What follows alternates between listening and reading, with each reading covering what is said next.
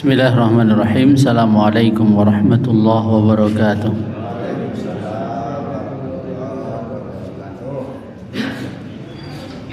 Innal hamdalillah nahmaduhu wa nasta'inuhu wa nastaghfiruhu wa natubu ilayh. Wa na'udzu billahi min shururi anfusina wa min sayyiati a'malina. May yahdihillahu fala mudilla lahu wa may yudlil fala hadiya lahu. وأشهد أن لا إله إلا الله وحده لا شريك له وأشهد أن محمدا عبده ورسوله صلى الله عليه وعلى آله وصحبه ومن سار على نهجه إلى يوم القيامة. أما بعد. Bapak Ibu kaum muslimin wal muslimat, jamaah pengajian Masjid Al-Ikhlas Promukor Pringgayam Sukoharjo yang semoga dimuliakan Allah, dan semoga Allah Subhanahu wa Ta'ala memberikan ilmu yang manfaat, amal yang soleh kepada kita semua. Allah menambah iman kita, takwa kita, dan derajat kita di sisi Allah Subhanahu wa Ta'ala. Pada malam yang berbahagia ini, setelah kita sampaikan puji dan syukur kepada Allah, kemudian juga salawat salam kita teruntuk Rasulullah Sallallahu Alaihi Wasallam beserta keluarga, sahabat, dan para pengikut-pengikutnya yang setia. Kita sudah melaksanakan amaliyah yang istimewa selama awal-awal bulan Dzulhijjah, di mana pada pertemuan yang lalu, kalau tidak salah 2 pekan yang lalu ya, kita bahas tentang Nabi Ibrahim alaihi salatu wassalam, dan begitu tingginya kedudukan Nabi Ibrahim alaihi salatu wassalam. Beliau merupakan Abul Anbiya, bapaknya para nabi. Bahkan Nabi Muhammad sallallahu alaihi wasallam diperintahkan Allah anit tabi millata Ibrahim, supaya mengikuti ajarannya Nabi Ibrahim alaihi salatu wassalam. Padahal Nabi sendiri itu orang yang mulia. Jadi orang yang mulia, bahkan sama-sama khullah, kekasihnya Allah, orang yang sangat dekat dengan Allah, itu saja juga diperintahkan untuk mengikuti Nabi Ibrahim alaihi salatu wassalam. Dan dalam bacaan tasyahud kita selalu mengulang-ulang salawat salam kita untuk Nabi. Allahumma salli ala Muhammad wa ala ali Muhammad kama sallaita ala Ibrahim wa ala ali Ibrahim innaka Hamidum Majid, wa barik ala Muhammad wa ala ali Muhammad kama barakta ala Ibrahim wa ala ali Ibrahim innaka Hamidum Majid. Tiap hari kita sebut 2 nabi ini, Nabi Muhammad dan Nabi Ibrahim alaihi wassalatu wassalam. Berarti tiap hari kita itu selalu diingatkan untuk mencontoh, meneladani 2 sosok ya, imam dalam hal tauhid, dalam semua hal. Hendaknya kita mencontoh mereka berdua. Dan bulan Dzulhijjah merupakan bulan yang ya, kita akan teringat dengan ajarannya Nabi Ibrahim, ibadah haji dan lain sebagainya. Itu sudah berlalu, dan semoga Allah menerima segala amal ibadah kita di bulan Ramadan, di bulan Dzulhijjah dan di bulan-bulan yang lain. Bapak Ibu sekalian, azanillahu wa iyyakum, mari kita lanjutkan kajian kitab Riyadhus Shalihin, masih membahas tentang bersegera melakukan amal kebaikan. Ya, kalau tidak salah sampai hadis yang kelima. Kalau hadis yang keempat dulu kita menjelaskan tentang sedekah. Kapan waktu sedekah yang paling afdal, yakni dikala sehat, dikala kita bakhil, takut fakir, pengen kaya, itu adalah saat atau waktu yang paling utama untuk bersedekah. Selanjutnya contoh atau keteladanan yang lain. Di sini Imam Nawawi rahimahullahu taala berusaha untuk mencantumkan hadis. Semoga hadis yang beliau cantumkan itu memberikan keteladanan, memberikan contoh, memberikan bukti nyata praktek umat-umat terdahulu, para sahabat radhiyallahu taala anhum, di dalam mereka bersegera melakukan ketaatan. Diriwayatkan dari Anas radhiyallahu taala an bahwa Rasulullah sallallahu alaihi wasallam akhadha sayfan yauma Uhudin. Nabi alaihi salatu wasallam mengambil sebuah pedang pada waktu perang Uhud. Lalu Nabi sallallahu alaihi wasallam bersabda, "Man ya'khudhu minni hadha?" Siapa yang mau mengambil pedang ini dariku? Ya tentunya untuk perang lah, bukan untuk koleksi. Siapa yang mau mengambil pedang ini untukku? Kalau untuk koleksi semuanya mau, tapi kalau untuk dipakai perang, apalagi ini kan mau perang Uhud ini, berarti yang terbetik di benaknya para sahabat ya ini dipakai untuk perang, ya, bukan untuk yang lain. Apa reaksi para sahabat? Fabasatu aydiyahum. Mereka ya mengadahkan tangan-tangan mereka. Mereka menghamparkan tangan-tangan mereka. Alias apa? Siap. Ya. Jadi nggak usah mikir panjang-panjang. Siap. Ya. Ini berarti apa? Siap jihad ini. Terus kullu insanin minhum yaqul ana. Masing-masing dari para sahabat yang hadir mereka mengatakan saya. Wah, semangat sekali ini. Ya. Inilah sosok orang-orang yang terdepan memimpin umat ini. Nanti adalah dalam faedah yang kita akan bahas.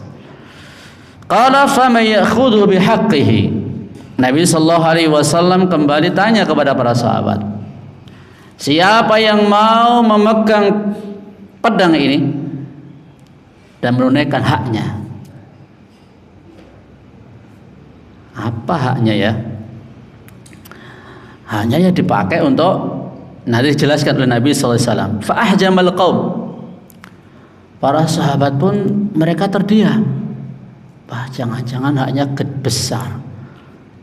Jangan-jangan mereka nggak mampu untuk menunaikan hak tersebut.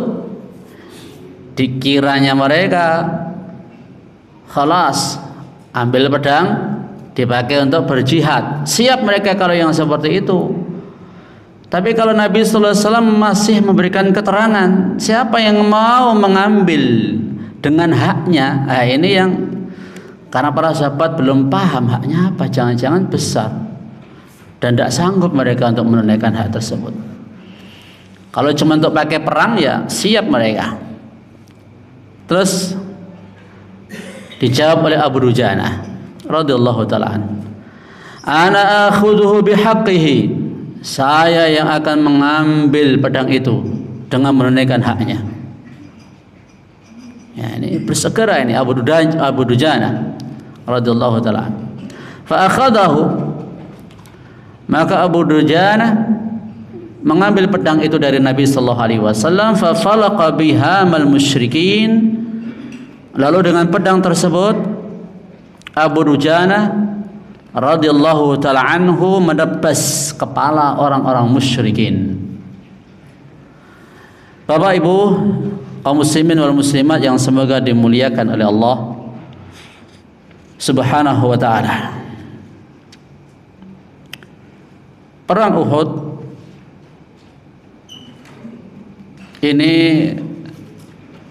perang yang selalu indah untuk kita kenang, untuk kita ambil ibrah, untuk kita ambil pelajaran.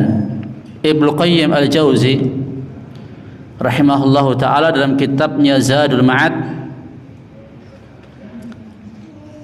beliau menyebutkan hikmah-hikmah yang sangat agung yang terdapat dalam perang Uhud ini. Tentu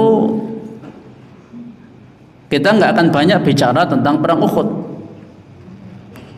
hanya penggalan-penggalan cerita, dan ini merupakan sepenggal cerita dari kejadian menjelang perang Uhud. Bapak Ibu rahimanillahu wa iyyakum, perang Uhud terjadi kurang lebih setahun setelah perang Badar. Kalau perang Badar tahun kedua Hijriah, sedangkan perang Uhud tahun ketiga Hijriah. Apa faktor yang melatar belakangi perang tersebut? Kaum musyrikin ingin balas dendam karena para tokoh, para petinggi, para pemimpin-pemimpin mereka banyak yang tewas pada waktu perang Uhud. Maka mereka ingin balas dendam, mengumpulkan pasukan sekira 3.000 pasukan. Kalau pasukan yang mereka himpun waktu perang Badar 1.000, perang Uhud ini kurang lebih 3.000. Ketika kabar kaum musyrikin hendak menuntut balas terhadap kaum muslimin, Nabi alaihi salatu wassalam mengajak musyawarah para sahabat. Ini baiknya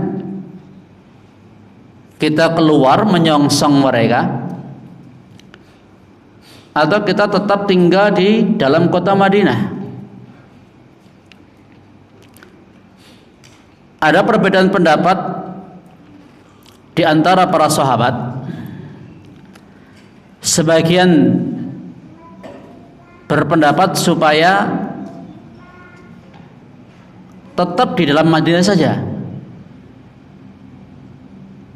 Mereka sangat memungkinkan untuk memberikan serangan-serangan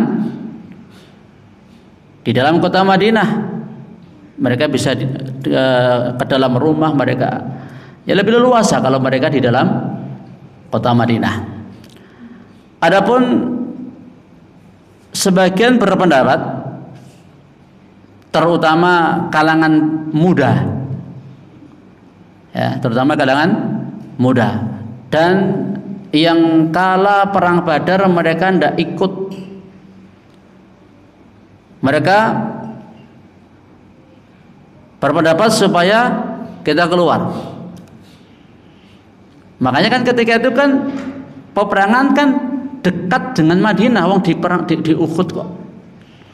Jadi ketika itu tadinya masih tarik ulur. Apakah di dalam Madinah atau di luar Madinah, sampai musuh sudah dekat. Dan ketika Nabi SAW dan para sahabat ketika menyongsong mereka, awalnya 1.000. Kemudian saat sudah hadap-hadapan sama musuh, jadi pasukan muslimin itu sudah melihat pasukan musyrikin, sepertiga dari jumlah pasukan muslimin ini keluar barisan, pergi meninggalkan Nabi dan para sahabat yang lain. Jadi tinggal 700-an orang. Ya. Padahal di saat momen yang sangat genting, Dan mereka ini adalah dikepalai oleh Abdullah bin Ubay bin Salul.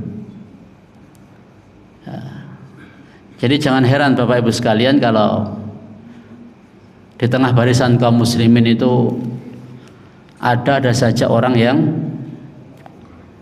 ya tidak baik track recordnya, tidak baik akhlaknya, tidak baik perilakunya, atau bahkan menikam dari belakang. Karena di zaman Nabi itu sudah, itu Rasul loh ya, bayangkan ya, itu Rasul Nabi kita Muhammad SAW. Apalagi kalau kita ceritakan tentang hadithul ifk, kisahnya Aisyah radhiyallahu anha, juga pada waktu perang Tabuk, bahkan kelompok munafikin ini bermaksud mau membunuh Nabi loh. Tatkala Nabi itu sedang ya tidak banyak dikelilingi oleh para sahabat waktu perang Tabuk itu.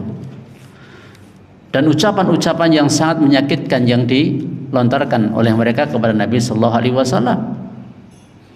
Ya, ini makanya kemarin barusan saya ditanya oleh ya ketua RT itu ya, itu tentang ini ada orang yang dia itu sudah ya sholatnya rajin tapi kok dia perilakunya masih begini misalnya.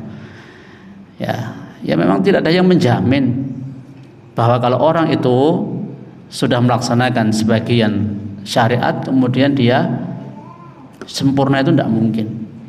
Ya, di zaman Nabi saja masih banyak terjadi seperti itu. Mereka ikut sholat bersama Nabi, ikut berjihad bersama Nabi. Tapi ya Nabi memuamali mereka ya sebagai halnya kaum muslimin. Gitu loh.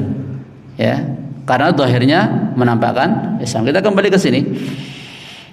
Bapak Ibu sekalian, azanillahu wa iyyakum, lalu Nabi sallallahu alaihi wasallam beliau masuk rumah memakai baju perang rangkap 2 loh. Ini ikhtiarnya Nabi Muhammad sallallahu alaihi wasallam ini. Ya, waktu perang Uhud ini double itu baju perangnya Nabi alaihi salatu wassalam. Ya. Terus sahabat-sahabat tadinya juga ngelenggono. Kalau memang jenengan ya Rasulullah Anda menghendaki perangnya di dalam kota, kita siap. Terus Nabi sampaikan kurang lebihnya pantang bagi seorang Nabi sudah memakai baju besi untuk meletakkannya. Akhirnya terus berangkat. Nah, salah satu kejadian dari diantara ribuan kejadian yang bisa kita petik ibrah dan pelajarannya, ya, ini adalah momen di saat Nabi alaihi salatu wassalam menyerahkan pedang, ya, dan Nabi SAW tanya kepada para sahabat, dan ini biasa boleh seorang pimpinan mengetes loyalitas sahabat-sahabatnya. Wong dulu waktu mau perang Badar saja Nabi juga musyawarah, ya, ingin mendengar apa kata para sahabat-sahabat beliau, karena memang mereka keluar itu bukan untuk perang dan memang persenjataan mereka sangat minim, maka Nabi SAW mengajak mereka musyawarah, ya, mengajak mereka musyawarah antara Aus dan Khazraj. Ya, kalau sahabat-sahabat Muhajirin Nabi sudah sangat kenal terhadap mereka. Nabi tanya tentang Aus, tentang Khazraj bagaimana. Sampai-sampai ada dari Ansar ya, yang mengatakan perkataan-perkataan yang sangat melegakan hati Nabi Sallallahu Alaihi Wasallam. Ya, jadi seakan yang Anda maksud adalah kita ya Rasulullah. Jadi merasa sahabat-sahabat Ansar ini merasa loyalitasnya ini diuji Nabi Sallallahu Alaihi Wasallam. Ya, mau melanjutkan perang atau gimana? Wong tadinya mau menyergap kafilah dagang Abu Sufyan. Ya. Terus antum lebih bisa banyak baca di perkataan sahabat tersebut, ya, yang diantara perkataannya kalau ya seandainya Anda merintahkan kami untuk menyelami lautan pun kita akan lakukan. Kita tidak akan seperti kaumnya Nabi Musa ketika mengatakan kepada Nabi Musa, idhaba anta wa rabbuka faqatila. Ya, kau pergilah sama Tuhanmu itu. Kau pergi sama Tuhanmu, kau peranglah. Kita tidak mau ikut. Ya. Jadi Bapak Ibu sekalian, azanallahu wa yakum, ini momen yang juga sangat penting. Yang di sini Nabi sallallahu alaihi wasallam bisa mengetahui semangatnya para sahabat di dalam berperang. Karena musuh yang dihadapi ini bukan sembarang musuh ini. Sebab apa? Dari sisi jumlah selalu, kalau dari peperangan, berkaca dari peperangan sebelumnya, jumlahnya 3 kali lipat. Ya, 3 kali lipat. Dan mereka membawa semangat yang lebih membara daripada semangat yang pertama.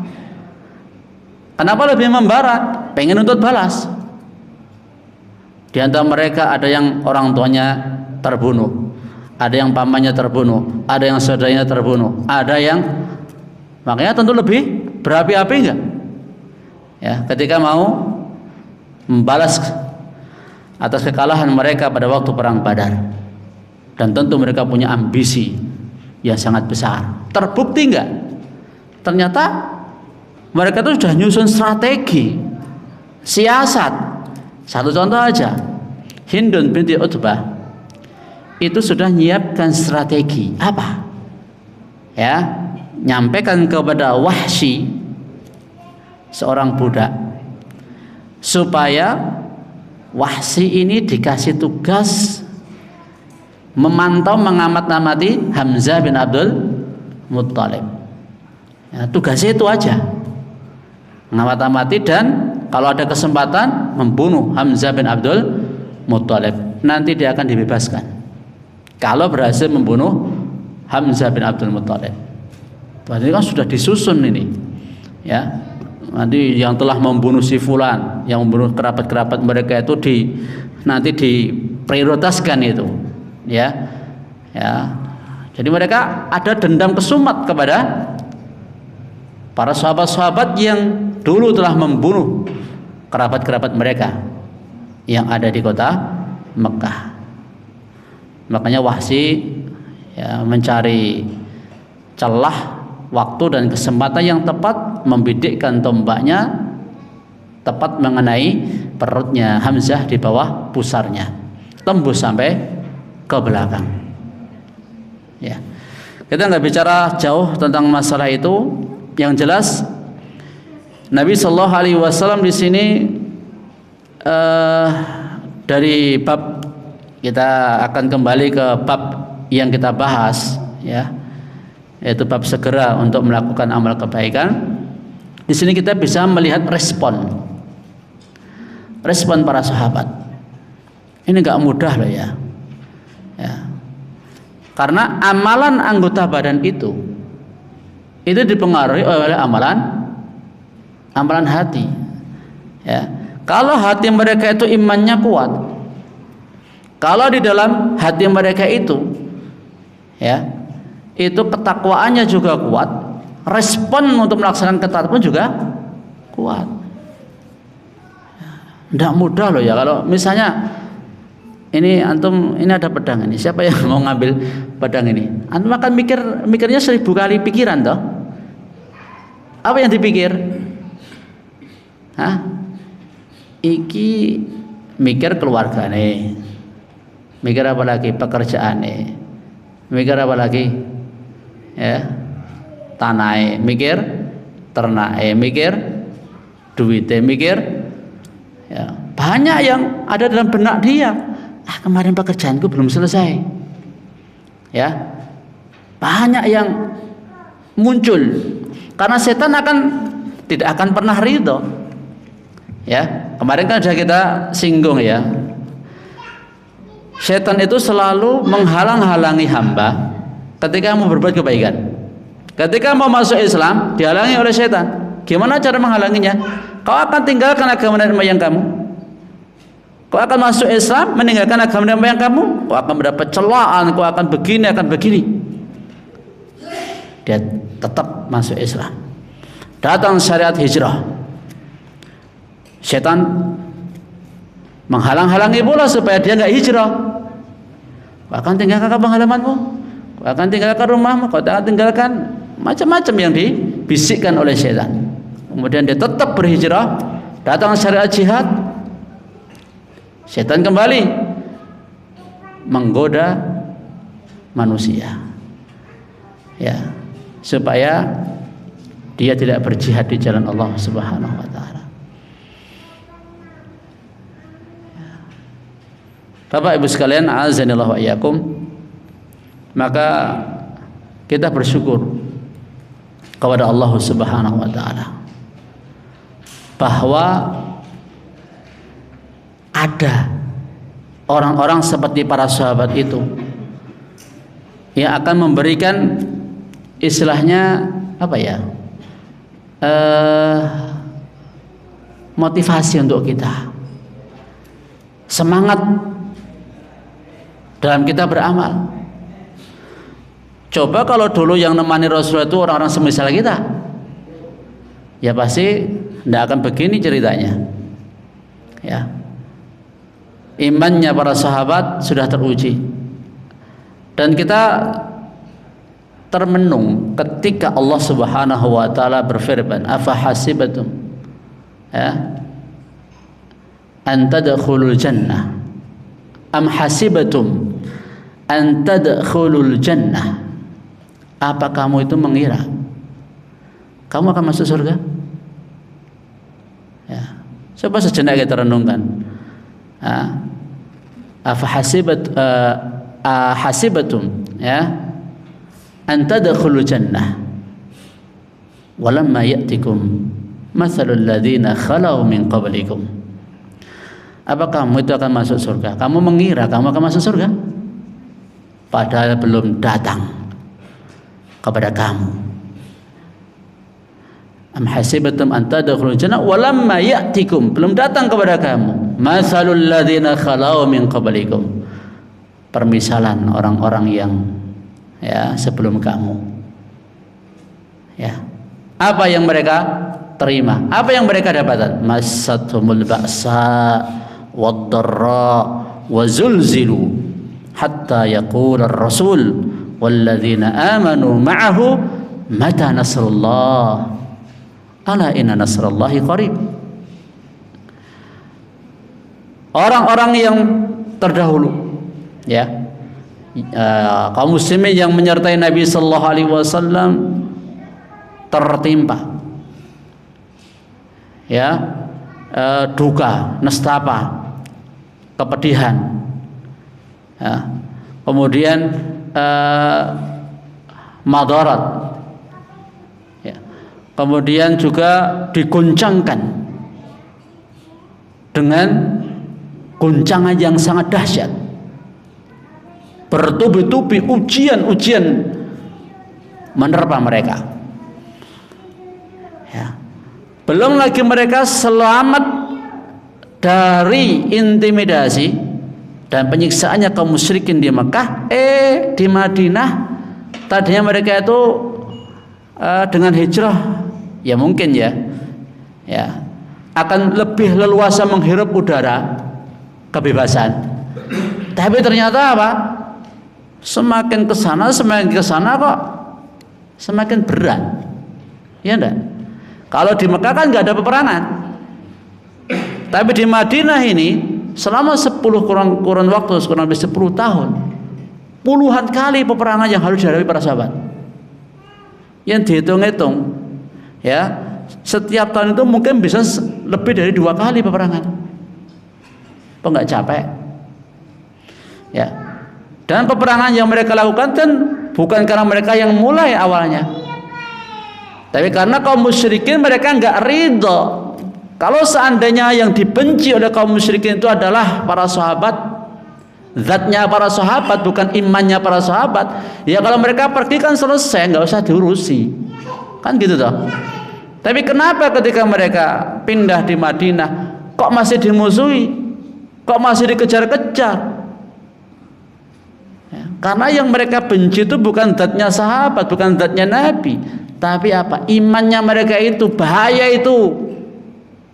Ya, keyakinan mereka itu bahaya itu. Kalau tersebar luas, bisa mengancam eksistensi kesyirikan mereka.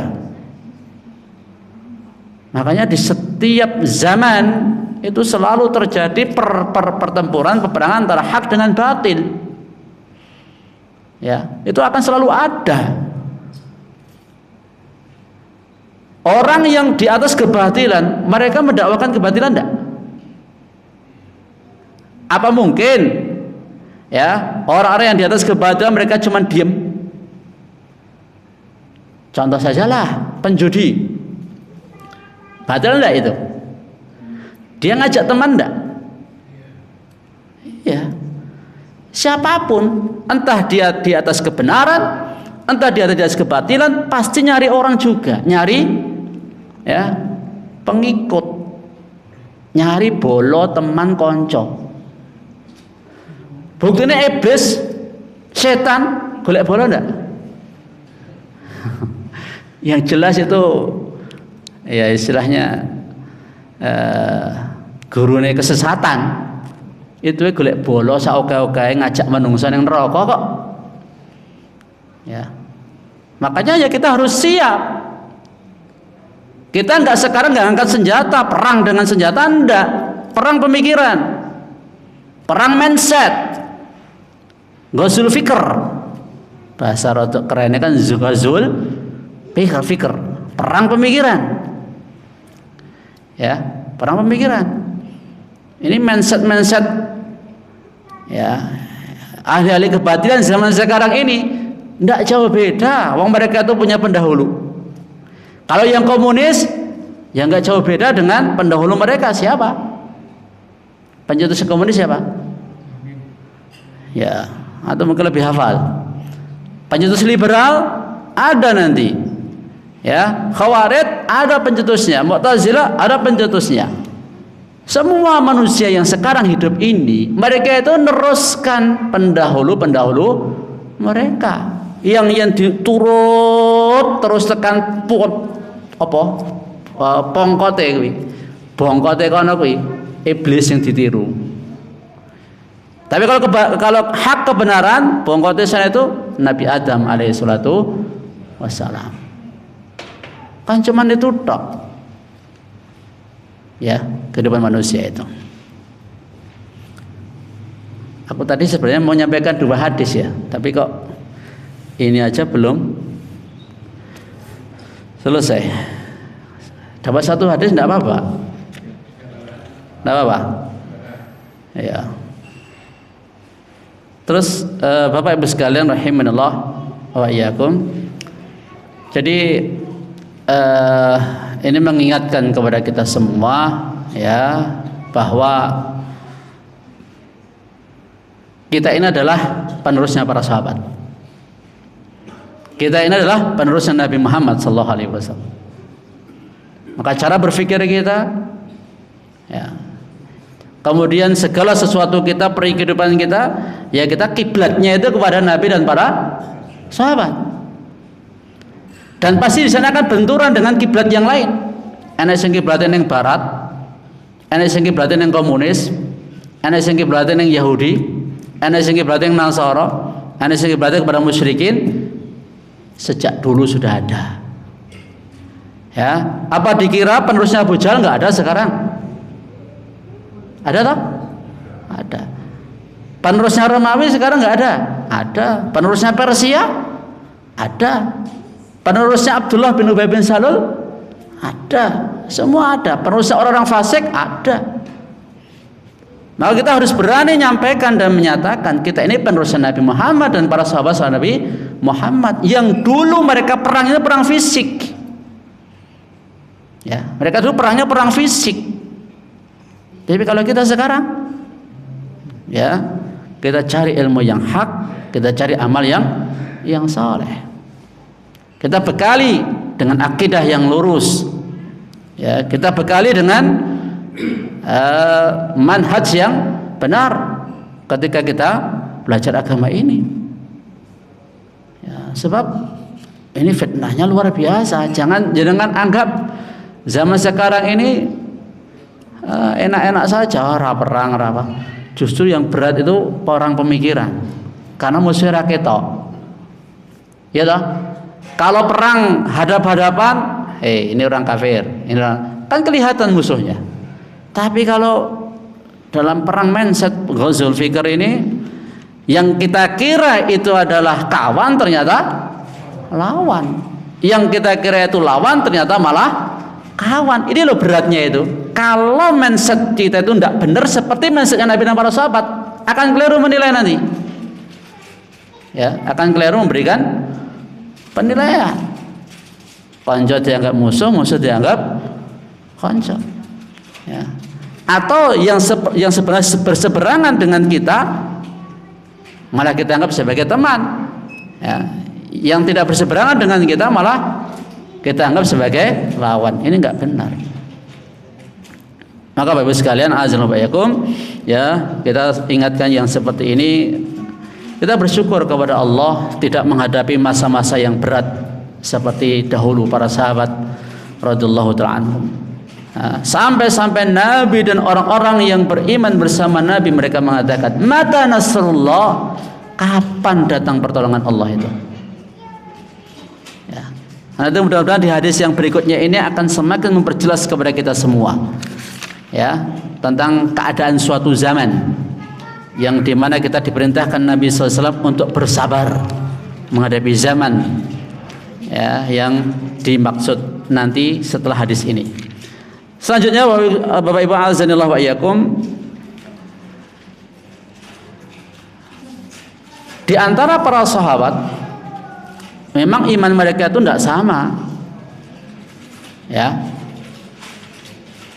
Jadi misalnya kalau ada sekian, sebatas yang kita ketahui pada waktu Haji Wada, Nabi Shallallahu Alaihi Wasallam itu diikuti oleh kurang lebih 100-an ribu sahabat. Ya, level para sahabat itu tidak sama, keimanan mereka tidak satu tingkatan. Dari di antara ratusan ribu sahabat itu, siapa yang paling afdal keimanan mereka? Ya, pertama adalah Abu Bakar As-Siddiq radhiyallahu ta'ala anhu.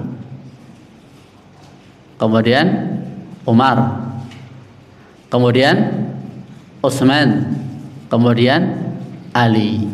Ini 4 sahabat. Mereka sebagai khulafaur rasyidin. Dan kalau kita lihat sejarah 4 sahabat ini, mereka ini sangat besar jasanya kepada Islam dan juga kepada kaum muslimin. Ini memberikan faedah kepada kita semua bahwa semakin kita mengorbankan untuk Islam dan kaum muslimin dengan pengorbanan yang sangat besar, kedudukan kita pun nanti juga semakin tinggi di sisi Allah Subhanahu wa taala. Ya. Mengorbankan apa sih? Mengorbankan jiwa, raga, harta, waktu, tenaga, pikiran dan lain sebagainya.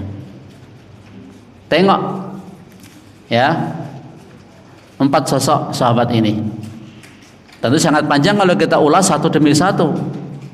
Abu Bakar, bagaimana pengorbanan beliau? Ya, Umar, jasa beliau seperti apa? Utsman, Ali. Ya. Maka orang-orang yang mengikuti jejak mereka itu pun juga kedudukannya akan tinggi. Taruhlah kita lihat para imam yang 4 yang populer, yang masyhur. Imam Abu Hanifah, Imam Malik, Imam Syafi'i, Imam Ahmad rahimahumullah ta'ala. Mereka ini juga padahal imam-imam yang selain mereka itu banyak loh di zamannya ketika itu. Tapi kenapa yang terkenal 4 imam ini? Wallahu ta'ala alam.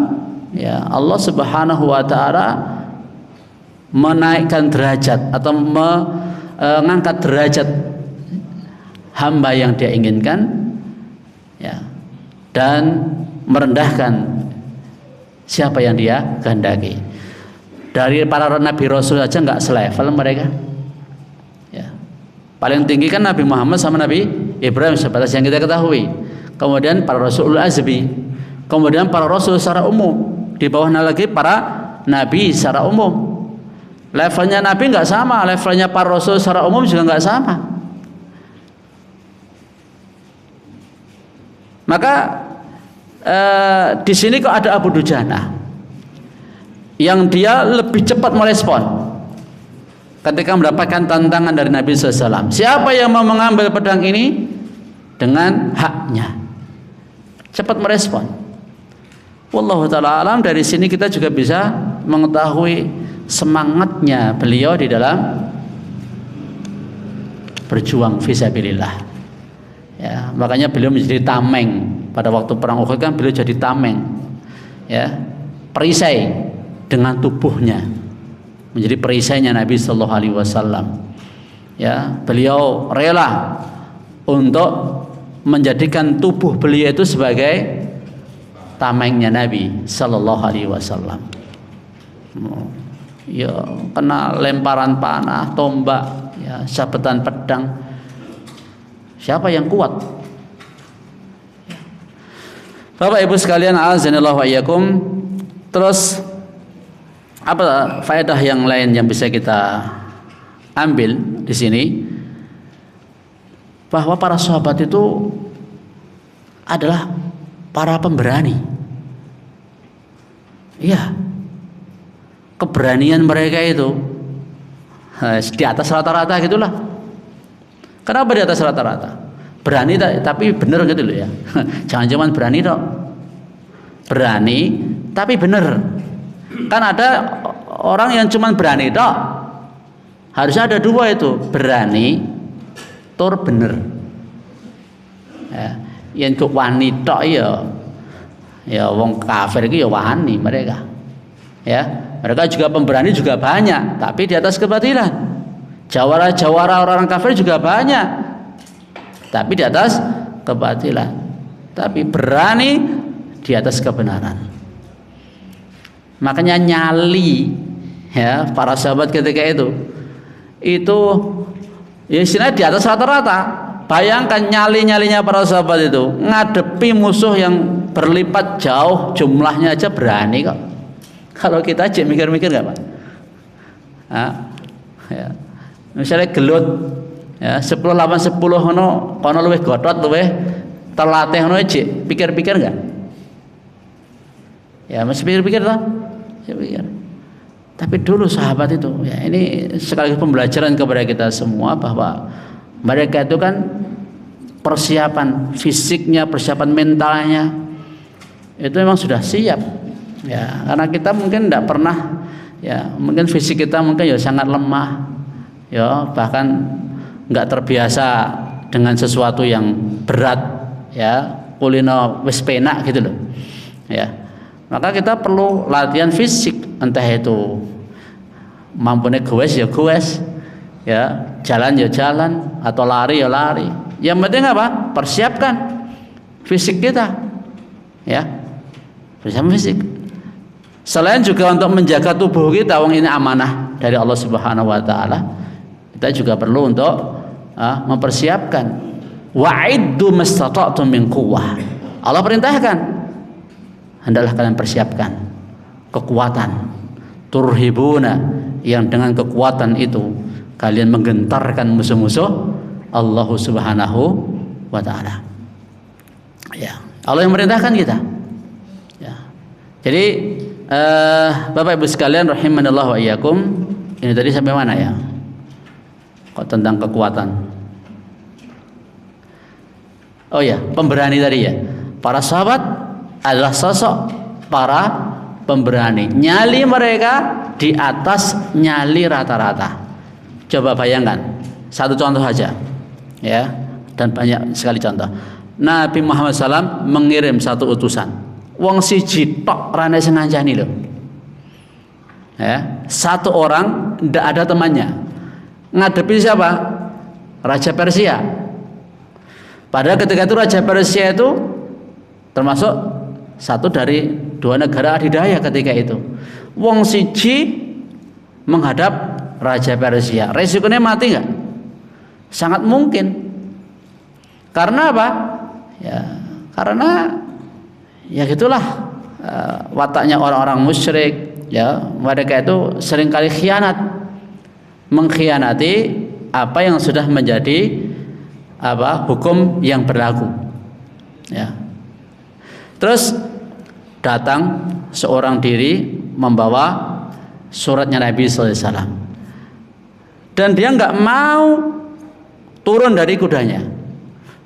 Ya, dia dengan gagahnya menginjak-injak permadani ya, dari raja tersebut. Ya, dia turun di hadapan raja. Ya. Ini kalau nggak mentalnya nyalinya nyali kuat, dibentak sama prajuritnya kira-kira apa? Ciut. Iya, ciut ini. Ya. Karena mereka itu apa? Mereka itu lebih cinta mati daripada hidup. Beda sekali dengan kita. Kita lebih cinta hidup daripada mati, toh? Betul enggak? Kalau mereka itu cinta mati daripada cinta hidup. Ya.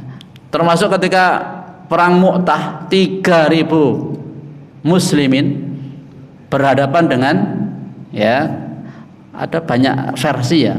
Ya, ada yang mengatakan 120.000 pasukan Romawi.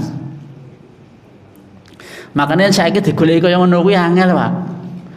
Apa meneh awake dhewe kaduan. Ya.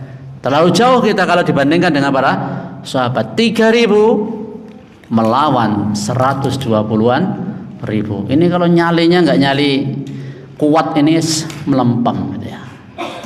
Ya. Maka dari situ kita banyak mengambil ibrah dan pelajaran, Bapak Ibu sekalian.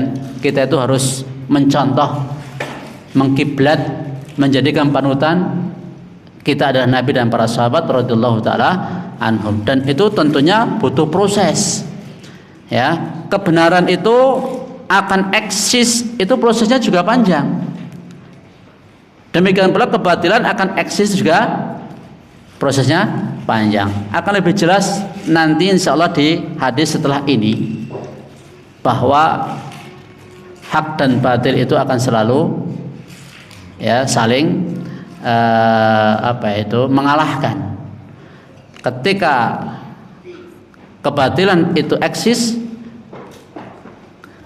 kebenaran itu ya akan tiarap terlebih dahulu. Tapi bukan berarti Allah akan diam. Ya, nanti kita bisa ngambil ibrah. Jangan kita seolah-olah kita ini yang mengayomi Islam, seolah-olah kita inilah yang nanti akan menjaga Islam, seolah-olah, ya, sehingga kita melakukan tindakan-tindakan yang tidak dibenarkan. Contoh misalnya, ya, kalau di Perancis atau di negara-negara seperti Amerika misalnya, ada seorang muslim yang terbunuh, ya, serentak semuanya, ya, melakukan demonstrasi, membakar ini, sampai pemerintah memberikan maaf.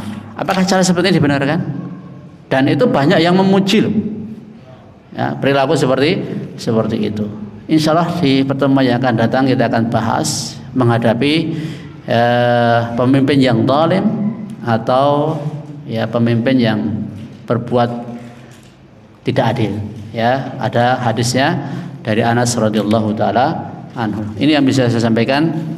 Ada benar semata datang dari Allah, ada kekeliruan dan kesalahan dari saya sendiri. Nasallallahu alaihi wa afiyah wa tuqa wal afaf wal ghina wa ilman nafi'a wa amalan mutaqabbala wa qalban saliman khalis sulaqan karima. Subhanakallahumma hamdika asyhadu an la ilaha illa anta astaghfiruka wa atubu ilaik. Assalamualaikum warahmatullahi wabarakatuh.